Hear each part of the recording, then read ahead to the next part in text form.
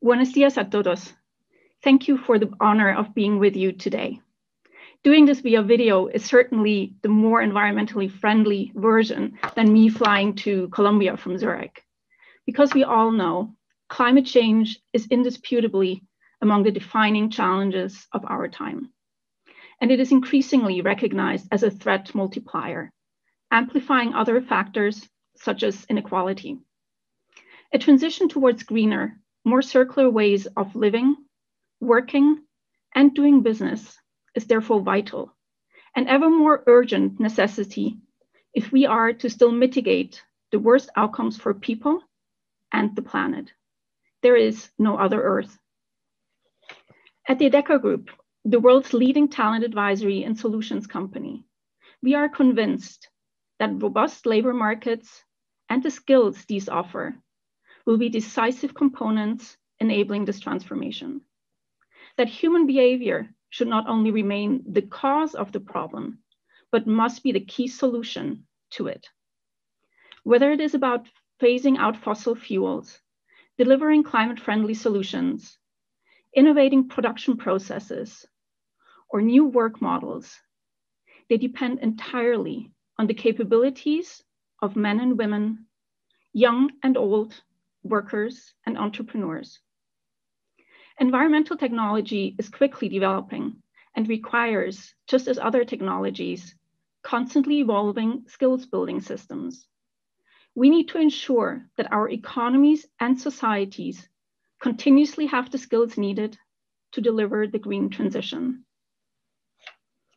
Skills gaps and shortages are already recognized as major bottlenecks in a number of sectors, such as renewable energy, resource efficiency, construction and manufacturing, and they are particularly pronounced in developing countries. At the same time, we need to safeguard that those whose livelihoods currently depend on non-sustainable business practices and whose jobs are in sectors that are undergoing fundamental changes are not left behind. According to the United Nations Framework Convention on Climate Change, there are overall 1.47 billion people and their jobs which are dependent on a stable climate. Let me just repeat that. 1.47 billion jobs are dependent on a stable climate. According to analysis of the International Labour Organization, the creation of over 100 million jobs is conditional on additional training within already existing jobs, as well as skilling for new occupations. And if predictions are correct, that 85% of jobs that will exist in 2030 haven't been invented yet, then the vital role of new skills and the need for significant investments in this area becomes ever more dependent and apparent. According to the ILO, the most widespread effect of the green transition on employment is the need to reskill or upskill within existing occupations. Not preparing the workforce and adapting their skills accordingly through efficient frameworks risks delaying progress due to a mismatch between jobs and skills on national markets. Ensuring employability of the workforce in times of rapid changes is therefore key. Easy, accessible, and effective lifelong learning systems are of crucial importance to open up new opportunities for impacted workers. It sounds so obvious, yet we're still significantly lacking a sense of focus and urgency in this respect. A good indication of this are the nationally determined contributions. These are at the heart of the Paris Agreement, the landmark climate deal negotiated in 2015, and show the efforts by each country to reduce national emissions and adapt to the impacts of climate change. According to a report of the ILO, 2/3 of these nationally determined contributions recognize the importance of capacity development, but less than 40% include any plans for skills training to support their implementation. And over 20% do not plan any human capital related activities at all. This should set alarm bells ringing.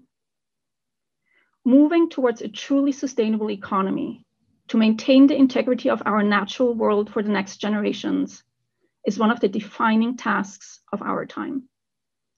And the development of relevant skills is at the heart of a just transition to reduce the risk of rising unemployment, poverty, and inequality. But a successful transition will not come automatically.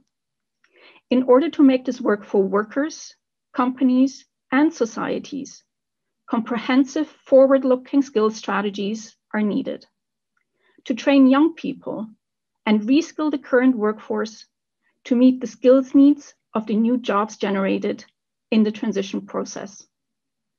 The availability of the right skills then paves the way to a productive green transformation and decent job creation. In light of the urgency, all of us, governments, businesses, social partners, and workers, have a shared responsibility in taking bold measures for us to succeed in this monumental mission. So what are some concrete actions that labor market participants could take to ready the labor market for the future? Let's start with some steps through which governments can lead the process. 1, keep labor markets adaptable and dynamic. Policies should be demand-driven, accommodate changing business models, and enable people to move easily between jobs, sectors, and regions, from declining sectors to sectors which are growing and in need of skills and manpower, and into regions where employment is created. At the same time, they need to be structured in a way to reduce the adjustment costs borne by displaced workers. Secondly, focus on protecting skills, not jobs. Policymakers should put in place active labor market policies instead of strict job protection legislation. We know that continuously evolving education and vocational training schemes that are aligned with the changing labor market needs lay the foundation for a just transition and high participation in the labor market. Governments can therefore support the transformation of the workforce by creating attractive regulatory framework conditions that stimulate the establishment of, for example, individual learning accounts or vocational training systems, and that ensure employability is a key focus of education systems to avoid skills mismatches. Thirdly, be generous and redirect the funds in employment.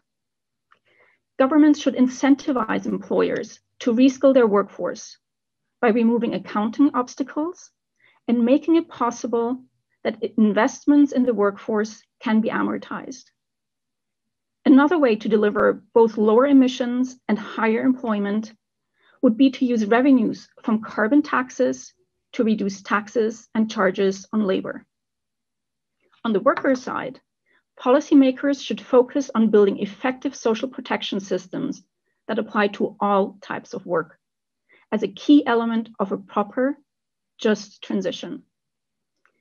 This should be constructed in a way to help individuals move into growing sectors and regions rather than foster dependence on the state. Another point is to think long-term. As governments are putting in place post-COVID recovery plans and economic stimulus packages, due consideration should be given to integrate environmental and inclusiveness aspects, particularly as regards investments in skills and education.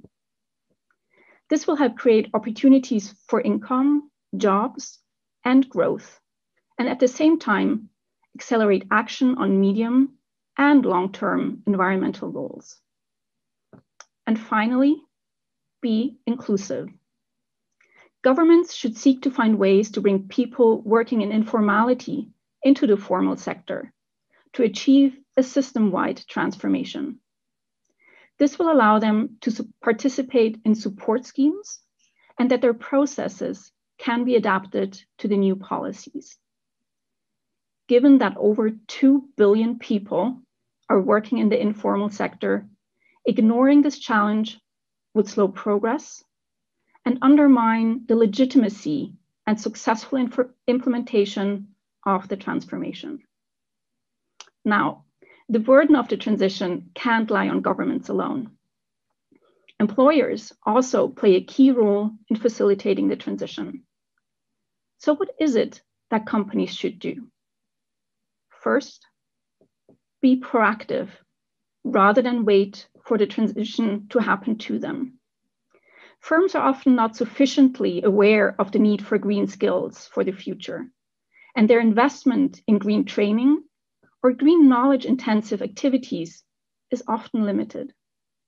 But we know that making a commitment to skills investment is less costly to an organization in the long term than supplementing or replacing staff with talent from the outside, aside from this being better for employee engagement and loyalty.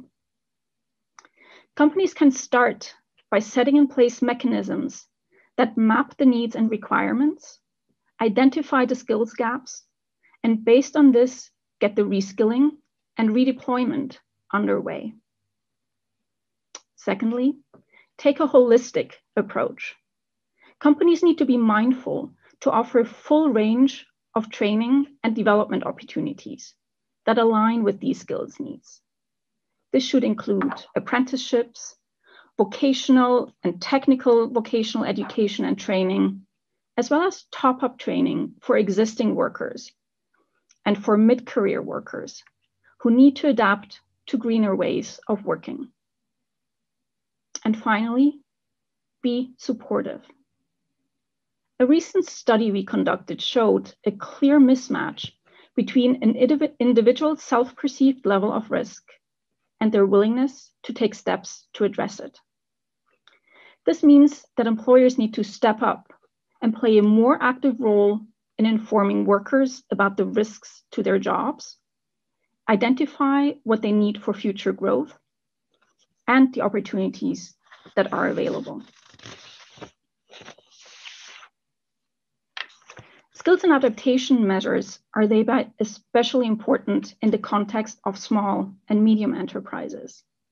They employ over 80% of workers worldwide, but often have lower capacity to adapt and transform their business models. And finally, individuals themselves need to understand that their skills expire, accelerated by innovation and megatrends such as digitization and automation. We know that adaptability lies at the heart of career resilience.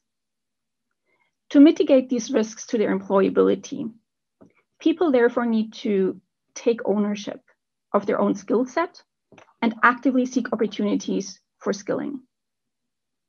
They should engage in productive collaboration and embrace career flexibility.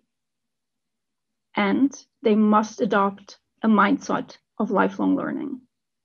This ensures their skills and therefore their employability remain up to date and relevant. It's no longer sufficient to front-load qualifications that are expected to suffice for an entire career. If climate targets are to be reached, employment opportunities realized, and business models future-proofed, all labor market actors need to realize their collective responsibility to make the green transition happen inclusively with a firm focus on investing in the availability of relevant skills. We are committed to playing our part. At the Adecco Group, our purpose is to make the future work for everyone. And we understand our environmental responsibility to be an integral part thereof. We have therefore committed to carbon neutrality by 2030, including reducing our carbon emissions by 50% by 2030. This is consistent with the level of decarbonization required to keep global temperature increase to 1.5 degrees compared with pre-industrial levels. We are also partnering with our clients to deliver relevant services to facilitate the shift to low carbon economy. We, for example, provide support with environmental impact studies. We bring in engineers to help reestablish supply chains to include photovoltaic infrastructure. Or we deploy specialists in the production, transportation, and distribution of renewable energy. But I would say most importantly, we are significantly investing in the up and reskilling of workers' capabilities to help address the skills imbalances. The Adecco Group has committed to up and reskill 5 million people by 2030. We are also strong supporters of work readiness programs and have, for example, committed to hire 15,000 people on apprenticeship contracts in France alone by 2021. And through our Modis Academy, we offer candidates the opportunity to upskill themselves and then be matched with potential employers. To really ensure that graduates can immediately step into in-demand roles, training programs are tailored based on the exact type of position that businesses are seeking. The work ahead of us is daunting, yes, but even more so is keeping the status quo. We don't want to have to look back one day and think, if only. Not doing our absolute best today will mean we're failing the generations of tomorrow. We need to act now, and we need to act together. We need to rise above our organizational boundaries and seek mutually reinforcing partnerships across industries, sectors, and other actors. A collaborative and inclusive approach to this monumental task is key to enhancing the socioeconomic resilience of communities, strengthening social partnership, and safeguarding livelihoods. We need to act faster and with more urgency than ever before. I understand that Colombia was one of the most vocal countries in the climate negotiations, having shown leadership on multiple occasions. Maybe this need for a green skilling revolution presents another opportunity for you to lead the way. Thank you for listening.